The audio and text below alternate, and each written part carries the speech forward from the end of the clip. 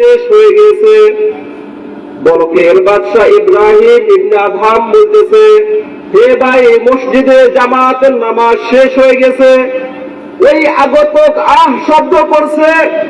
ইব্রাহিম ইবনে Adham বলতেছে, ভাই তুমি জামাতের সাথে নামাজ আদায় করতে পারো নাই, তুমি শব্দ করেছো, তোমার শব্দটা আমাকে দাও আর আমার জামাতের নামাজের সবটা তুমি নিয়ে যাও।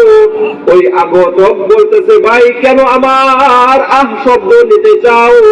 ওই আমি ইব্রাহিম ইবনে আদহাম দেখতেছিলাম তুমি জামাতের সাথে নামাজ আদায় করতে পারো নাই, তুমি জামাতের সাথে নামাজ আদায় করতে পারো নাই।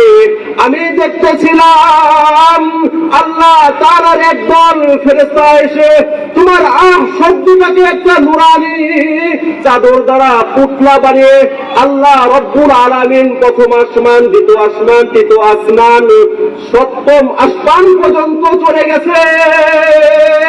এমন একটা শব্দ যদি আল্লাহ তাআলার দরবারে যদি আমি উপস্থাপন করতে পারি, এমন একটা শব্দ দিনে ব্যথা নিয়ে যদি আল্লাহ তাআলার দরবারে হাজির হইতে পারে, এই একটা শব্দ দ্বারা আমি আল্লাহ তাআলার জান্নাতে চলে যেতে পারবো। সুবহানাল্লাহ। আজকে আমাদের নামাজের গুরুত্ব নাই, নামাজের গুরুত্ব